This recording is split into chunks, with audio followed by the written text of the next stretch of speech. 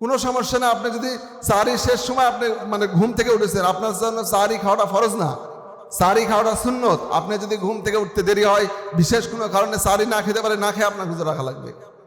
নফল রোজার ক্ষেত্রে যদি সাহারির সময় রোজার নিয়ত করে কিছু খেতেই হয় স্বাভাবিকভাবে নফল রোজার ক্ষেত্রে, বাকি ফরজ রোজা যদি আপনি সাহারির সময় শেষ হয়ে যায়, খান আর না খান, আপনি না খেয়ে হলেও রোজা রাখতে হবে। এবং নিয়ত করার বিষয়ে যখন দুপুরে জোহরের নামাজের ওয়াক্ত হয়, এই ওয়াক্তের আগ পর্যন্ত নিয়ত করতে হবে। আমার ক্যালেন্ডারে আমি অনুরোধ করবো সবাই একটু দেখবেন, আমি এবছরে অনেক রেফারেন্স বের করে হাদিস থেকে খুঁজে একটা হাদিস বের করেছি, আবু দাউদ শরীফ সম্ভবত লেখা আছে আমার ক্যালেন্ডারে, যে ওখানে দেওয়া হয়েছে আমরা আগে না হয়তো নাসুম গদান এই যে একটা নিয়ত পড়ি না আরবি, অনেকে জানি অনেকে জানি না, তো এই নিয়তটা কিন্তু পরিপূর্ণ হাদিসের মধ্যে নাই।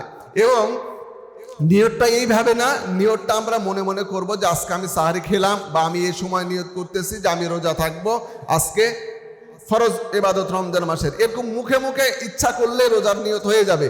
আরবি বলা জরুরি নয় এবং নিয়ত করতে হবে, এটা কিন্তু রোজার আরেকটা ফরজ।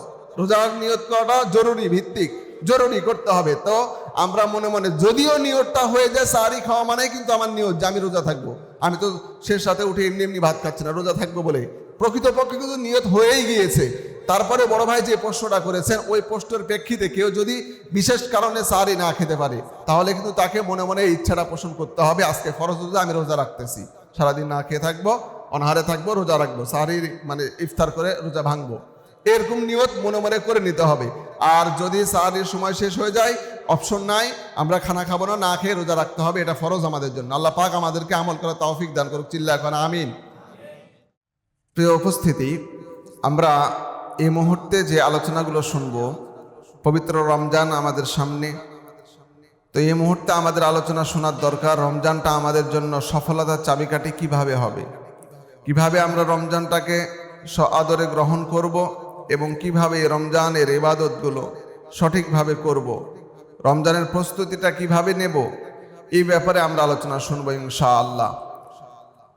মুহতারাম উপস্থিতি, আল্লাহ পাক আমাদেরকে অল্প হায়াত দিয়ে দুনিয়ার জিন্দেগিতে পাঠিয়েছেন এবং এই অল্প হায়াতের মধ্যে এমন স্পেশাল কিছু সময় দিন দিয়েছেন যে স্পেশাল সময়গুলো যদি আমরা কাজে লাগাতে পারি, তাহলে আমরা অল্প হায়াতের জিন্দেগিতে অনেক বেশি ইবাদত করতে পারবো, অনেক বেশি সওয়াবের অধিকারী হতে পারবো।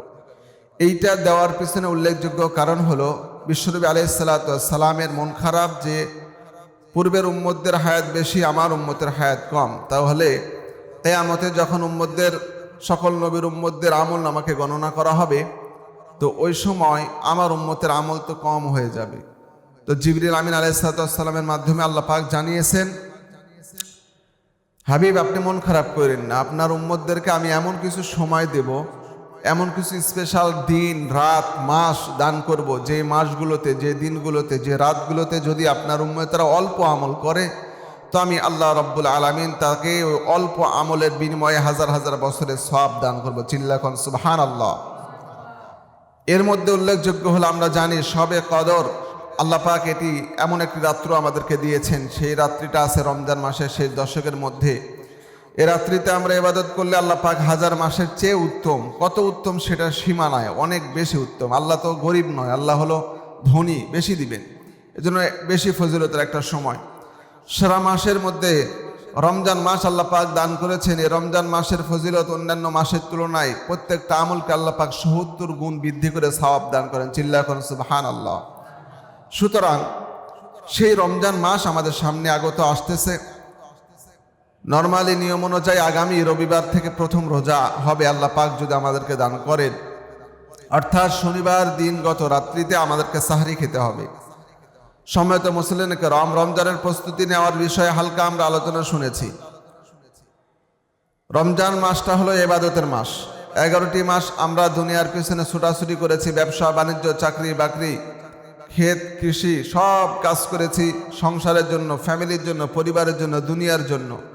তো রমজান মাসটা যেন আল্লাহর জন্য হয়ে যায়, দুনিয়ার সকল ব্যস্ততা থেকে ফারেগ হয়ে, অথবা ব্যস্ততাকে 70% কমিয়ে 30% ব্যবসা বা চাকরি বাকরি ইত্যাদির মধ্যে সময়, আর বাকি 70% 70 ভাগ সময়টা যেন রমজান মাসে আমরা আল্লাহকে দিতে পারি। রমজান মাসের যেন ইবাদতের মধ্যে সময়টা বেশি কাটাতে পারি, এই জন্য এখন থেকে প্রস্তুতি। এবং আমি আগেও আলোচনা করে বলে দিয়েছি, সবাই দুনিয়ার কাজগুলো একটু কমায়া আল্লাহর জন্য রমজান মাসটা যেন আমরা দিতে পারি, সময় দিতে পারি, সেই জন্য প্রস্তুতি নেওয়া। এরপরে রমজান মাসের উল্লেখযোগ্য একটা আমল হলো তারাবি, সালাতুত তারাবি। আমি ইতিপূর্বেও বলেছি, আবার বলছি, আমি কখনো ছোট ছোট এই ইবাদতগুলো নিয়ে মতানৈক্য, ঝগড়া ফাসাদ, মারামারি, দ্বিধাদ্বন্দ্ব করার পক্ষেও নয় এবং করতেও চাই না, এবং এ ধরনের আলোচনাও করি না। আমার ব্যক্তিগত টেন্ডেন্সি, চিন্তা ভাবনা হলো আমাদের প্রত্যেকেরই ফরজগুলো একই থাকে, ওয়াজিবগুলো একই থাকে। আমরা বেকার সুন্নতি আমলগুলো নিয়ে মারামারি করে মুসলমান, সাধারণ নিরীহ মুসলমানদের মধ্যে দ্বিধাদ্বন্দ্ব, ঝগড়া ফাসাদ, মনোমালিন্য তৈরি করে ফেলি। আমি যদি মনে করি 8 রাকাত তারাবি পড়বো, আমার ভালো, এটাই সহি। আপনি আপনার ব্যক্তিগত মত নিয়ে আপনি ইবাদত করেন, আপনার জবাব, আপনার হিসাব আপনি আপনার আল্লাহর কাছে দিবেন, আমার কাছে তো দেওয়া লাগবে না। কথা কন ঠিক কিনা? আপনি যদি মনে করেন 20 রাকাত তারাবিটা সহি, 20 রাকাত তারাবিটাই আমলে পরিণত হয়েছে, আমরা এটাই পড়বো, তো আপনি 20 রাকাত পড়েন। আপনাকে তো 8 রাকাত 12 রাকাত বেশি পড়লে কেউ টাকা চাইবে না, চাইবে নাকি? আপনার হিসাব আপনি আল্লাহর কাছে দিবেন। পাশাপাশি আমাদের 2 মসজিদে 2 ধরনের তারাবি হয়। এগুলো আলোচনা বিভিন্ন সময় মাহফিলগুলোতে করা হয়, বিভিন্ন মুনাজারা প্রোগ্রামগুলোতে করা হয়। সুতরাং আমরা জুমার মসজিদে দলবত নির্বিশেষে সবাই নামাজে আসি। কথা কন ঠিক কিনা? এখানে আহলে হাদিসের ভাইও থাকতে পারেন, হানাফির ভাইও থাকতে পারেন, অন্য মাযহাবের ভাইরাও থাকতে পারেন। তো এই জন্য আমি এখানে হানাফি মানুষ, হানাফি মসজিদ, এই হানাফির পক্ষে বিশেষ করে দলিল ভিত্তিক কথা বলবো। তো আমার যে 2-4টা আলে হাদিস ভাইয়েরা নামাজ পড়তে আসেন, তাদের মন খারাপ হবে। তো এটা তারাবির ব্যাপার সুন্নতের একটা বিষয়। সুতরাং আমি ইতিপূর্বে একটা ব্যাপার নিয়ে একটা যুক্তি পেশ করেছিলাম আপনাদের সামনে। আজকে তারাবির ব্যাপারেও সেম একই যুক্তি পেশ করেই আমি সামনে আলোচনায় আগাবো। তারাবি 8 রাকাত, আপনার ভালো লাগলে 8 রাকাত পড়েন। আমি 20 রাকাত বিশ্বাস করি, 20 রাকাতের হাদিস পড়েছি, 20 রাকাতের আমল করি, আমি 20 রাকাতের কথা বলবো। আপনার যদি আমার কথাটাকে ভালো মনে হয় এবং যুক্তিসঙ্গত মনে হয়, আপনি পড়েন। যদি আপনার মন চায় আমি 8 রাকাতই পড়বো, 8 রাকাতই পড়েন। এছাড়াও তো হাদিসের মধ্যে বিভিন্ন শিথিলতা দেওয়া হয়েছে যে আপনার শরীর খারাপ, শরীর কুলাচ্ছে না, 4 রাকাত সম্ভব, 4 রাকাতই পড়ে বাসায় যান। ফজরের নামাজ যেন কাজে না হয়, সামনের দিন রোজা আছে, আপনার বোঝা লাগবে। আপনার যদি 10 রাকাত পড়া সম্ভব হয়, 10 রাকাতই পড়ে বেতের পড়ে চলে যান, সমস্যা নাই, জোরাজোরি নাই। রাসূল আকরাম সাল্লাল্লাহু আলাইহি সাল্লাম মাত্র ধারাবাহিক 3 দিন তারাবি পড়েছেন। সাহাবায়ে কেরাম রাদিয়াল্লাহু তাআলা আনহুম থেকে তারাবির 20 রাকাত বলেন আর 8 রাকাত বলেন, যেটাই হোক, এই ধারাবাহিকতাটা রাসূলের সাহাবাদের মধ্য থেকে এসেছে। সম্মানিত ভাইয়েরা, এজন্য আমরা তারাবি পড়বো। আমরা আমাদের এই মসজিদে 20 রাকাত হয়, 20 রাকাতই পড়বো ইনশাআল্লাহ। যারা মনে করবেন যে 8 রাকাত পড়বো, 8 রাকাত পড়ে চলে যাবেন, 10 রাকাত পড়বেন, মনে করবেন 10 রাকাত পড়ে চলে যান, ব্যক্তিগত হিসাব আল্লাহর কাছে দিবেন। তবে এতটুকু যুক্তি আপনাকে আমি বলবোই যে ইতিপূর্বে যুক্তিটা বলেছে, চিন্তা করে দেখেন। মনে করেন যে তারাবি কেউ বলে 20 রাকাত, কেউ বলে 8 রাকাত। আপনার কাছে মনে হয়েছে যে 8 রাকাত, আপনি 8 রাকাত পড়ছেন। তবে সঠিক একদম হাদিস থেকে, বা যেহেতু এটা গায়েবের ব্যাপার, আমরা কিছুই জানি না, আমরা যেটা হাদিস কোরআন থেকে পড়তেছি আমরা সেটা আমল করছি। বাকি যদি সত্যিকার অর্থে 20 রাকাতই তারাবি হয়, তাহলে আপনি কিন্তু 8 রাকাতকে বিশ্বাস করে 8 রাকাত পড়লেন, বাকি 12 রাকাত কিন্তু আপনি পড়লেন না। আল্লাহর সামনে যখন জবাব দেওয়া লাগবে, আল্লাহ আমি 8 রাকাত শুনে 8 রাকাত পড়েছি, তো অনেকে তো 20 রাকাতও পড়েছে, তুমি 20 রাকাত পড়োনি কেন? 8 রাকাত পড়েছো, 12 রাকাত তো এখন কভার করতে পারবা না। কিন্তু আমরা যারা 20 রাকাত পড়ি, যদি আল্লাহর কাছে প্রমাণিত এমনই হয় যে তারাবি অরিজিনালি 8 রাকাত ছিল, তা আমরা পড়েছি 20 রাকাত। সুন্নত নামাজ, নফল নামাজ, বেদাতের কোনো অপশন নাই। বিকজ নামাজ পড়া মানে আল্লাহর ইবাদত করা। আমি তো ফরজ নামাজের সাথে অতিরিক্ত 2 রাকাত পড়তেছি না, পড়ছি নাকি? ওয়াজিব নামাজের সাথে অতিরিক্ত 2 রাকাত পড়ছে নাকি? পড়ছি না। তারাবির নামাজ সুন্নত নামাজ, সুন্নত নফল এই নামাজগুলোর মধ্যে কোনো বেদাত হয় না। আপনি শরীর কুলাচ্ছে 50 রাকাত, একদিনে যদি 1000 রাকাত নামাজ পড়েন, আপনার পাপ হবে নাকি? তো আল্লাহ পাক যদি বলেন হ্যাঁ তারাবি 20 রাকাত, তো যারা 8 রাকাত পড়েছে তারা বাকি 12 রাকাত পূরণ করা সম্ভব হবে? সম্ভব নয়। কিন্তু যারা 20 রাকাত পড়েছে এবং আল্লাহ পাক যদি বলেন তারাবি 8 রাকাতই ছিল, তুই 20 রাকাত পড়েছি, তাহলে আমি বলতে পারবো আল্লাহ তারাবি যেহেতু 8 রাকাত তারাবির জন্য, আর বাকি অতিরিক্ত 12 রাকাত পড়েছি, রমজান মাসে ইবাদত বেশি করেছে, আমার সওয়াব বেশি দাও। চিল্লা এখন ঠিক কিনা? আমার যুক্তি ঠিক থাকবে। আমি আল্লাহর সামনে বলতে পারবো অতিরিক্ত পড়েছি, সেটা আমার নফল হিসাবে গ্রহণযোগ্য হবে, আমি নফলের সওয়াব পেয়ে যাব। তো এই জন্য আমার যেটা ভালো মনে হয়, আপনার যেটা ভালো মনে হয় সেটা করবেন ইনশাআল্লাহ। বাকি এগুলো নিয়ে আমার দ্বিধা দ্বন্দ্ব করার পক্ষপাতী আমি নয়। তবে শেষ কথা এটাই, তারাবির সাকাত এটা আমরা সবাই জানি, কমন হাদিস এগুলো। হযরত আমিরুল মুমিনিন উমর ইবনে খাত্তাব রাদিয়াল্লাহু তাআলা আনহু থেকে যে হাদিস প্রচলিত, এবং ওই উমর রাদিয়াল্লাহু তাআলা আনহুর জামানা থেকেই কিন্তু বিশ্বকাপ তারাবি ধারাবাহিকতা এসেছে, এবং এইটা যুক্তিসঙ্গত। ওই জায়গাতে মুসলিম শরীফের মধ্যে হাদিস এসেছে, আবু দাউদ শরীফের মধ্যে হাদিস এসেছে 2 নম্বর খণ্ডের 635 নম্বর হাদিস। বিশ্বনবী আলাইহিস সালাতু ওয়াস সালাম বলেছেন, আলাইকুম বিসুন্নতি, তোমরা আমার সুন্নতকে আঁকড়ে ধরো, ওয়া সুন্নাতিল খুলাফায়ে রাশিদিন আল মাহদিয়িন, এবং আমার সুন্নতের পাশাপাশি খুলাফায়ে রাশিদিন যারা আমার সাহাবা তাদের সুন্নতকেও তোমরা আঁকড়ে ধরো আমলের ক্ষেত্রে। সুতরাং আমরা উমর রাদিয়াল্লাহু তাআলা আনহুর এই আমলটা নিতে পারি এবং বিশ্বকাপ তারাবি নিঃসন্দেহে পড়তে পারি। যদিও 8 রাকাত প্রমাণিত হয় বা আল্লাহর কাছে 8 রাকাতই গ্রহণযোগ্য হয়, তারপরে আমাদের অতিরিক্ত 12 রাকাত নামাজটা নফলের কাতারভুক্ত হবে। চিল্লাকুন সুবহানাল্লাহ। আমরা সওয়াবের অধিকারী অংশীদার হয়ে যাব ইনশাআল্লাহ। আমার ভাইয়েরা, তারাবির বিষয় গেল। এরপরে রমজান মাস জাকাতের মাস, জাকাত দেওয়ার মাস আমাদের বাংলাদেশে প্রেক্ষাপটে। এটা তার মানে এই নয় যে রমজান মাসে জাকাত দেওয়াটা ফরজ, এটা কিন্তু বিষয়টা এমন নয়। রমজান মাসে সওয়াব বেশি বিধায় আমরা জাকাতটা সারা বাংলাদেশের মানুষ নরমালি জাকাত রমজান মাসে দিয়ে থাকি। সুতরাং জাকাত ব্যাপারে আলাদাভাবে আলোচনা হবে ইনশাআল্লাহ। বাকি জাকাত যাদের ফরজ, আমরা ব্যক্তিগত অর্থ সম্পদ সম্পর্কে আমরা নিজেরা জানি, আমাদের অর্থের ব্যাপারে আমরা নিজেরা খেয়াল করে নিব, এবং জাকাতের হিসাব করে 2.5% জাকাত আমরা যার যা অবস্থা আছে আলাদা আলোচনা করব আমি একদিন, বাকি আমরা দিব, প্রিপারেশন নিব ইনশাআল্লাহ। এরপরে রোজার কিছু বিষয় আছে, রোজা ভেঙে যায় কি কি কারণে ব্যাপার, বিশেষ করে যে কয়েকটা সমস্যা আমাদের বাংলাদেশে আছে সেই সমস্যাগুলোই ছোট করে 2-1টা বলবো ইনশাআল্লাহ। যেমন একটা বড় সমস্যা শহর মানে গ্রামাঞ্চলে মানুষদের হয়, সেটা হলো সাহরি খাই আজান দেওয়া পর্যন্ত।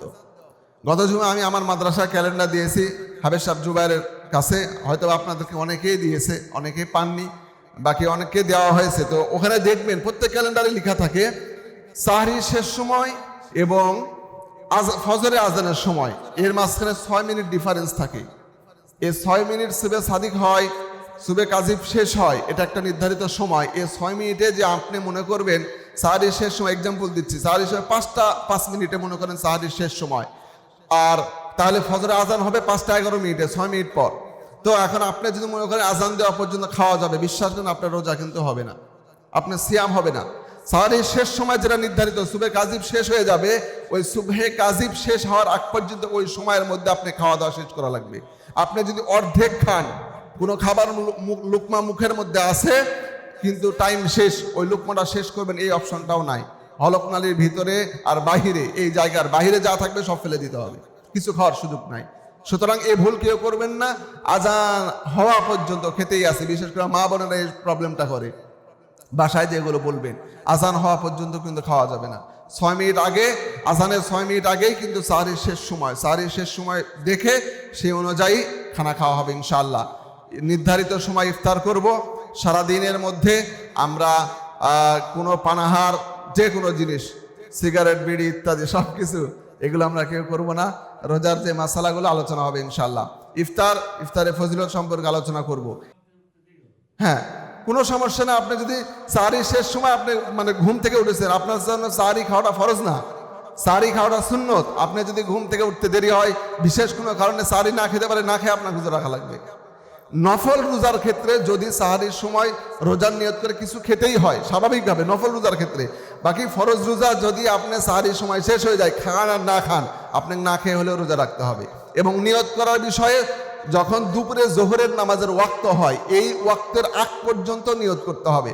আমার ক্যালেন্ডারে আমি অনুরোধ করবো সবাই একটু দেখবেন, আমি এবছরে অনেক রেফারেন্স বের করে হাদিস থেকে খুঁজে একটা হাদিস বের করেছি, আবু দাউদ শরীফে সম্ভবত লেখা আছে আমার ক্যালেন্ডারে, যে ওখানে দেওয়া হয়েছে আমরা আগে না হয়তো নাসুম গদান, এই যে একটা নিয়ত পড়ি না আরবি, অনেকে জানি অনেকে জানি না, তো এই নিয়তটা কিন্তু পরিপূর্ণ হাদিসের মধ্যে নাই।